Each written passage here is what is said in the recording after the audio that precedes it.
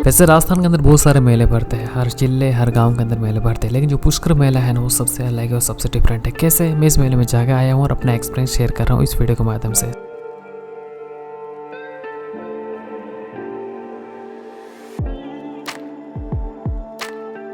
सबसे पहले आपको कहाँ कहाँ जाना चाहिए। नंबर 1 पे जाना चाहिए सावित्री माता टेम्पल, दूसरा नंबर आपको चाहिए घाट पे, तीसरा नंबर जाना चाहिए ब्रह्मा मंदिर, चौथे नंबर जाना चाहिए पशु मेला, पाँचवें नंबर खेल मैदान और छठा नंबर है बाजार और सातवां नंबर है लोग। जी हाँ, लोग यह है कि यहाँ पर बहुत सारे लोग आते हैं, जैसे राजस्थान के, गुजरात के, मध्य प्रदेश के, दिल्ली के, महाराष्ट्र के।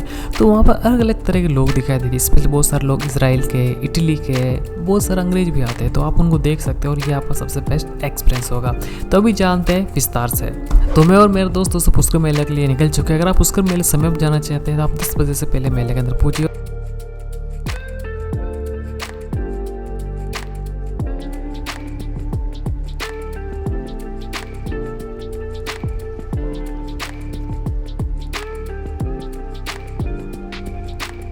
और सबसे पहले आपको जाना है वो है सावित्री माता टेम्पल पे। जो सावित्री माता टेम्पल है यहाँ सबसे बड़ा रोपवे है और यहाँ पर माता सावित्री का मंदिर है।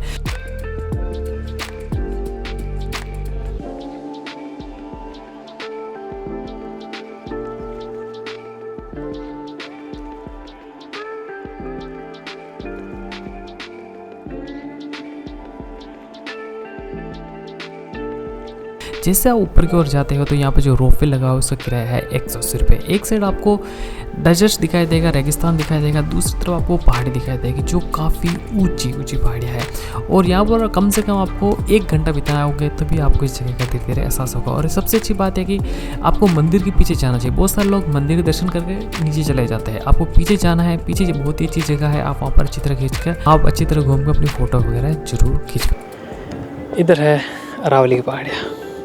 तो अगर आप कभी मंदिर पे आए तो थोड़ा चल के इधर ज़रूर आए, क्योंकि वहाँ बहुत सारा बंदर बैठा है, वो आने नहीं देते। और जब वो बैग वगैरह है वहाँ कहीं रख दें, क्योंकि बंदर वगैरह अगर बैग देखेंगे तो खींचने लगते हैं।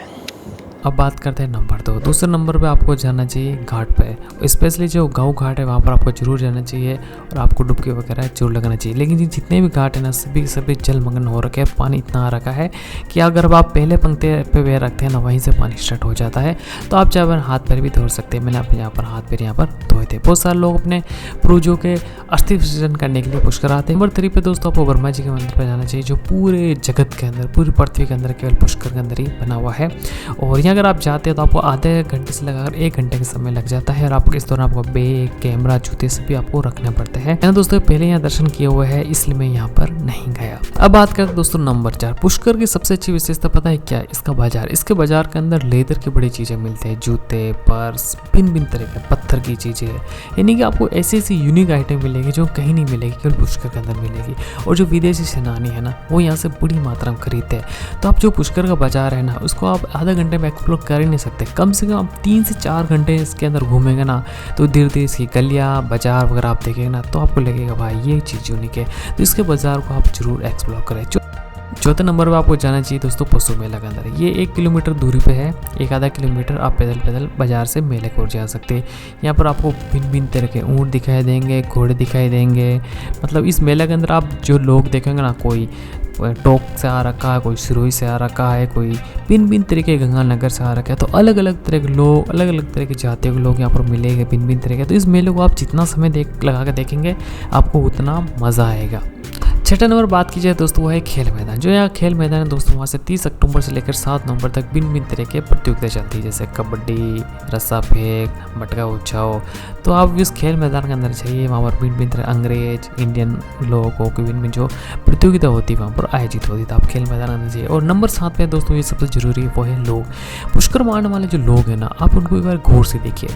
मैं इस मेला में गया था तो मैंने 5-6 घंटे वहाँ बैठा तो लोगों को देखा। तो भाई कुछ लोग तो इतने गोरे, इतने लंबे, कुछ काले, कुछ मोटे, मतलब भारत के भिन्न क्षेत्रों से लोग आते हैं यहाँ पर देखने के लिए।